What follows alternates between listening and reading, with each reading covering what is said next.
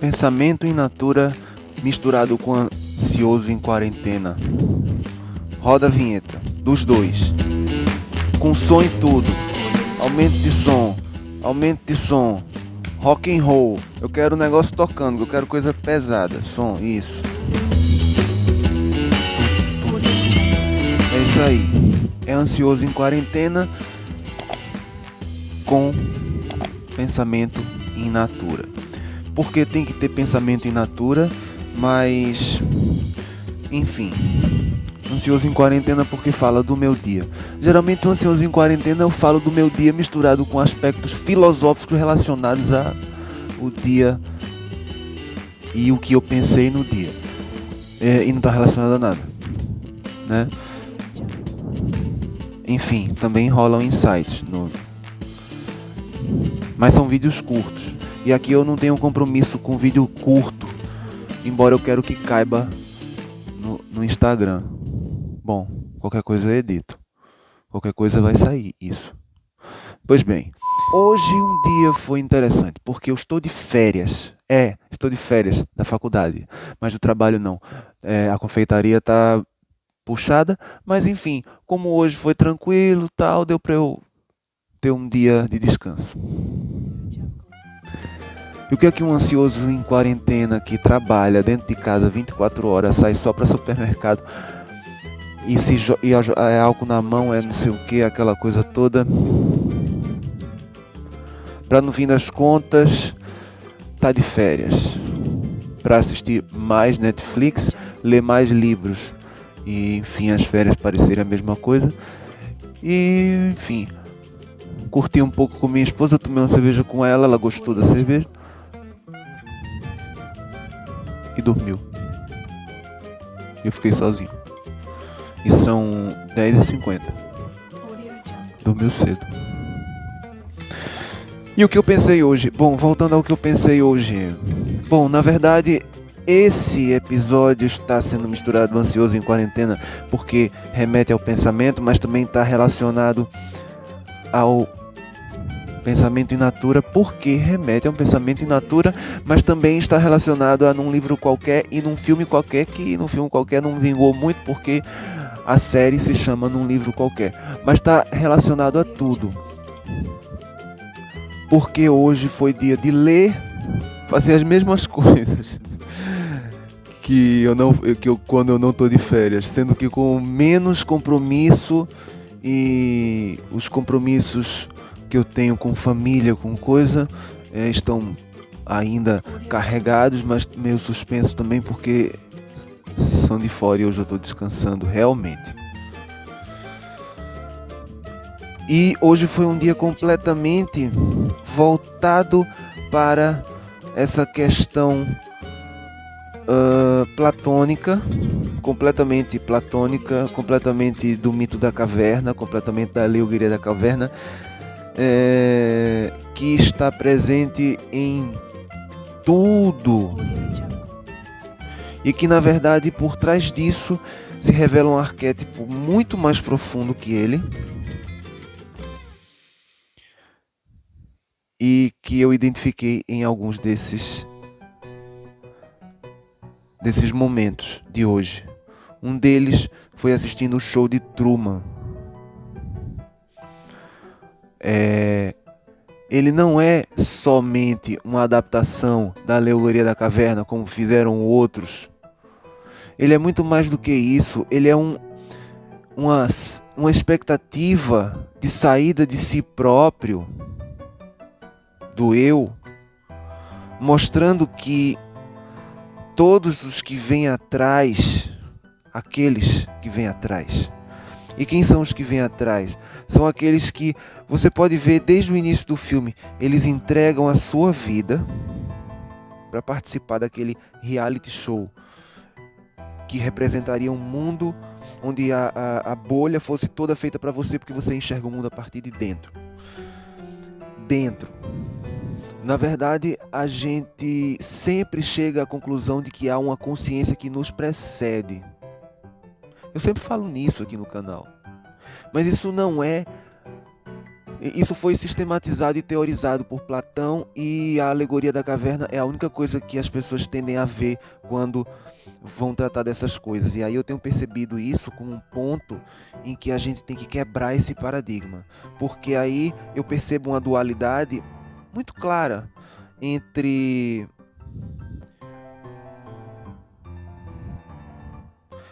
o racionalismo platônico, né, que pende para o que seria o mundo das ideias e o transcendente, e tem elementos de que depois o racionalismo passou a não ter, enfim. Mas o racionalismo cartesiano, por exemplo, né, já começou a trazer uma nova perspectiva histórica, enfim. Mas aí você tem o império da razão, você tem a escolástica e a patrística, que como império da razão se confronta com o primado da fé.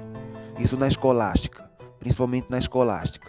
Na patrística reinava o primado da fé, e a partir dela a razão humana, como subproduto disso, como subordinado disso. Já na escolástica, como coisas separadas. É o princípio da separação entre razão e fé, como uma dualidade. Então o que é que a gente pensa? E esse aqui é o problema, e é aí onde todas as teorias e todos os arquétipos e tudo que remete à teoria platônica e ao mito da caverna, é onde falha ficar preso ao mito da caverna em qualquer um desses filmes ou interpretações. E vamos lá, onde é que está o erro? Você tem a racionalidade em contraponto à irracionalidade, como bem e mal, claro e escuro, ser ou não ser, 0 e 1. No caso da lógica do mundo digital. E do mundo quântico você tem a sobreposição quântica 0, 1 também. Mesmo que eles estejam no mesmo instante e seja decidido apenas pela decisão do observador, quanticamente falando. Mas é 0 e 1, é dualidade. Então, não importa que você possa ser no mundo como um ser de 0 ou 1, um ser de dualidade separada, ou um ser de dualidade sobreposta, quanticamente falando. É por isso que eu falo, a realidade transcende a mecânica quântica, ela é absurda, transcende. E aí é que eu entro com o terceiro elemento, é o fator fé. As pessoas buscam, e aí eu digo, entra você, entra qualquer um, entra as minhas buscas do ego, do mamífero, que é o seguinte: usar a razão para tentar explicar uma coisa que me deu uma satisfação de, bem, eu já tenho como morrer, já estou tranquilo, já não preciso me amedrontar com nada, com um vazio, com o que eu não sei o que é, ou com, enfim, não tenho medos, eu tenho um Deus. E é aí que entra o elemento fé. Por quê? As pessoas pensam que fé é uma coisa que você aposta para ficar tranquilo, como fez Pascal. A aposta estúpida de Pascal de chegar e dizer, não, é melhor eu me fuder aqui e ter uma recompensa no céu, como se Deus fosse um estúpido. Primeiro, um escroto por ter criado a gente numa gincana, e segundo, um estúpido por ter feito a gente ter que apostar por algo. É muito estúpido isso. Aí eu vou e aposto que se eu me fuder aqui, eu ganho uma recompensa lá. Já que se eu viver a vida aqui absurda, do modo que eu quero, ou sei lá, me entregar na vida, eu vou ter ganhos aqui e vou me fuder lá. Então eu prefiro apostar, e eu me jogo na aposta. Aí a barganha. Aí você remete a Adam Smith ao conceito de que o homem é um mero animal de barganha, e volta à mamiferidade, e volta à racionalidade, e não tem nada de espiritual nisso. É uma aposta estúpida, babaca e, enfim, infantil. Qualquer cientista ia rir da falta de lógica do argumento. O argumento em si, ele se rui, se autodestrói. Fraco. É muito fraco, mas assim, para hoje, para a época linear, newtoniana, o modo de enxergar o mundo pode ter sido perfeita. Veja a relatividade das coisas. Pois bem, a gente tem a racionalidade. E aí a gente busca na racionalidade uma resposta para o ser. Para o que somos. Que explique a mim. Uma resposta que explique a mim. Explique o que eu sou. Aí você vai pela razão. Busca na razão. Aí você mergulha na física quântica. E você mergulha nos átomos. Você mergulha no não ser. E você se esvazia todo e não se encontra. Porque encontro é uma decisão. Então ela não está na racionalidade.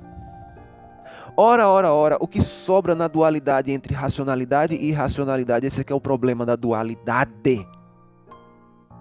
Esse é o problema de você não se jogar no inédito e no absurdo, e se jogar no que transcende o que está no espaço-tempo, da dualidade. Porque aqui é o mundo da dualidade, onde impera a dualidade.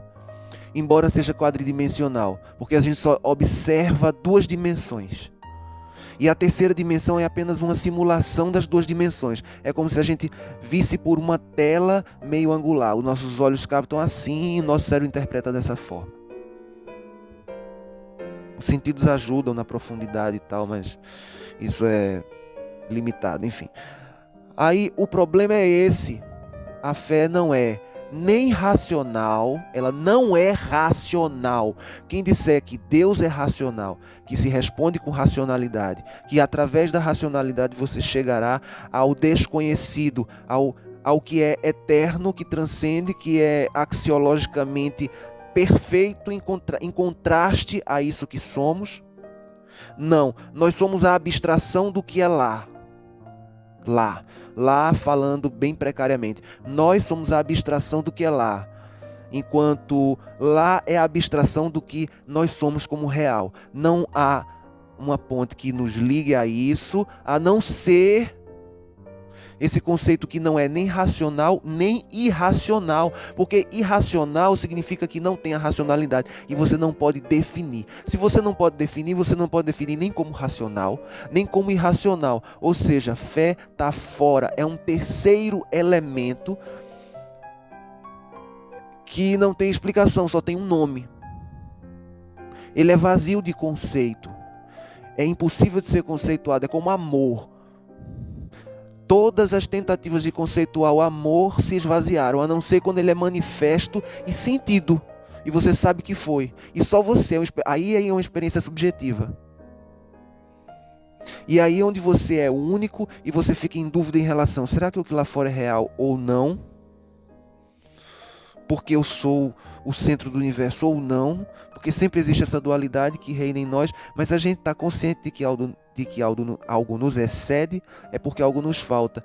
Então a gente se entrega, e no que se entrega parece que é como se nos revelasse o que a gente tem que agir, o modo como a gente tem que agir no instante posterior. Pois é, Pensamento in Natura veio com essas ideias baseado num conceito que partiu da escola tomista que eu estava estudando, Tomás de Aquino aqui, com base nesse manual. Já que eu estou de férias, decidi ler, que o próximo semestre vai vir bastante coisa relacionada à escola moderna, então eu não vou ver mais nada da escola medieval, e eu disse, eu não vou ficar parado no que eu estudo, eu vou dar uma aprofundada e dar uma revisada nisso, nas férias mesmo. Eu gosto de ler.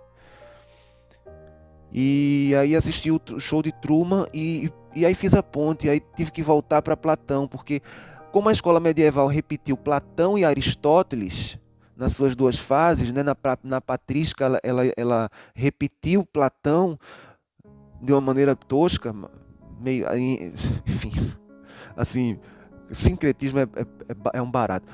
E Tomás de Aquino, na Suma Teológica, fez lá a sincretização com Aristóteles. Aristóteles tremeria no túmulo com alguns conceitos assim. Mas tudo bem. Enfim, a tentativa... Mas assim, ele foi brilhante em alguns conceitos. Não deixa de ser brilhante. Mas veja como as coisas se repetem de uma maneira espiralar e crescente, né? E aí você pega o conceito antigo, em vez de você melhorar, você amplia a consciência, mas você dá a possibilidade de piorar negativamente também. Isso faz parte da realidade. É como É como a lei da entropia funciona nesta ordem de coisas. E fé é transcendência, é um terceiro elemento. Ele não está nessa dualidade. Então todos os filósofos eles sempre pendem para metafísica ou física pura. E o problema é que você não sabe onde elas se cruzam, porque a linha que divide elas duas ela é nebulosa. Porque você está preso no paradigma da dualidade, do claro e escuro, do yin e yang. Você é preso nesse paradigma, você não transcende o paradigma. E é uma questão de fé crer nessa transcendência, porque...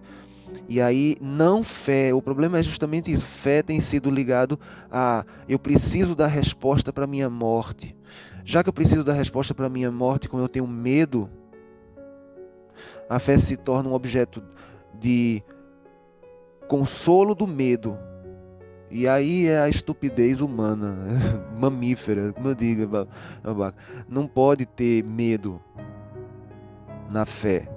Então, eu não posso ter medo. Eu preciso estar assim, tipo, eu estou no planeta, não sei para que eu sirvo.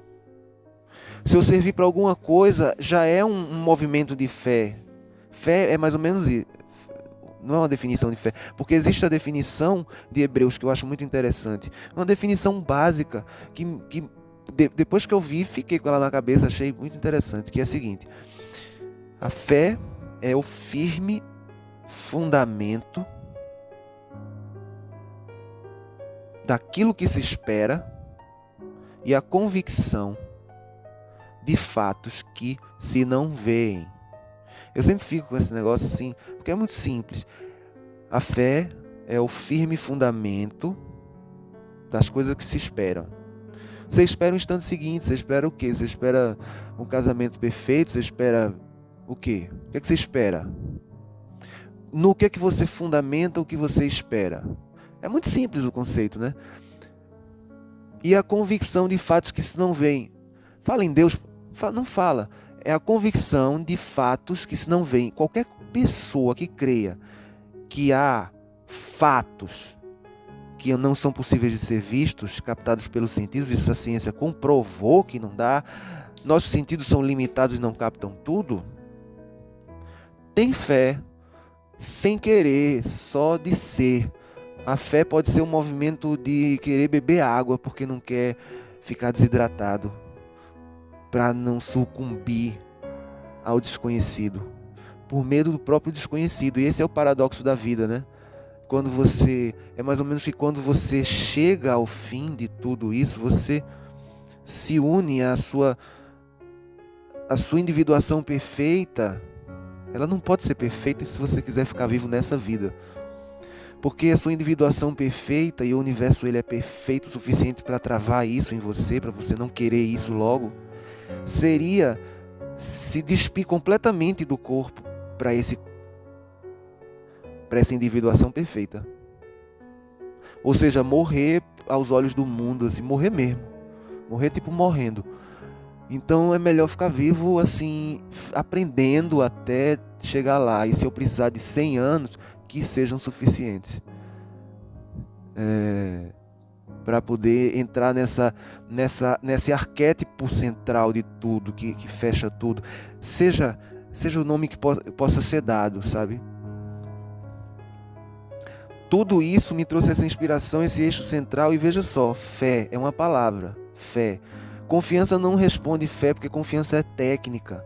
É técnica de amadurecimento, pessoal. Eu tenho muita confiança, mas eu não sei se eu tenho fé. A pergunta que se faz é isso: você crê em Deus ou você não crê em Deus? Porque Deus não é assunto. O transcendente, o inexplicável, o que não pode ser provado, porque não pode ser provado. Toda prova de Deus é estúpida, porque não pode. Então, assim, o fato é que você não sabe, 90%, eu digo você porque provavelmente, mas 90%, 99%, não sabe se crê ou não em Deus. Mas querem assumir uma bandeira de acordo com suas pulsões e com a turma, e com sua, digamos assim, sua tribo, que tem a ver com sua tribo, mas no seu íntimo, no conhecimento interno, não sei se eu creio ou se eu não creio, fica sempre na dúvida, na eterna dúvida. Esse é que é o problema. A pessoa tem que começar a ter uma definição a partir de si mesmo, para poder agir no mundo e ajudar as pessoas e tal. Para poder ajudar o próximo, você tem que tirar a trave do teu olho para tirar a trave do olho do outro. Esse é o ensinamento de Jesus. Olha como vem assim no insight, quando você tem isso já na mente. Aonde tem isso? Tem aqui ou tem numa informação, numa central universal, Matrix lá, e quanticamente vem para cá? Sei lá, mas vem. Pois é, falei muito hoje, baseado em... Inclusive tem uma série também muito boa, Psicodélico, para quebrar preconceitos e paradigmas e abrir mentes, também é muito bom. Você tem que jogar às vezes água quente com água fria, fazer aquele choque na dualidade mesmo, porque você só quando gasta a dualidade é que você começa a querer essa transcendência para esse salto, que é fé, que não é essa fé que vendem na racionalidade e muito menos na irracionalidade, que aí é pior ainda, aí é irracional. Aí é fé dos brutos, dos que caem, dos que glória a Deus e aleluia, não. E nem dos racionais, porque o racionalismo só nos leva a um loop infinito que dissolve a matéria, num eterno agora que é ser e nada ao mesmo tempo. Só isso. Você se contenta com essa resposta? Não. Então continue vivendo até ter a resposta no fim da vida, assim, ó. Uma coisa assim que vai ser na hora que você decidir. Mais ou menos isso. Sem medo, com confiança e fé. E baseado em fé. Se não tiver fé, é dualidade. Resta dualidade. Aí resta claro e escuro, luz e sombra, confronto, para poder extrair prazer. É isso. Ou tem o terceiro elemento, ou tem a dualidade. Talvez seja a conclusão deste episódio. Ficamos por aqui. Talvez tenha sido complexo demais, eu tenho que editar, puta que pariu. Eita, mas quando eu tô assim, inspirado, vem com a gota serena. No dia que eu leio assim, porra, eu fico falando palavrão pra caralho também. E aqui o livro. Vamos, tá aqui. É nóis. Falou todos. Um grande beijo. Fiquem com Deus, com o Pai.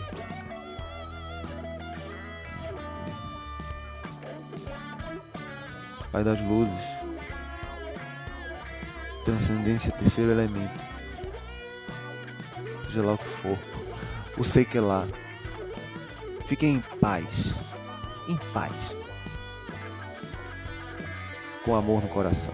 Grande beijo.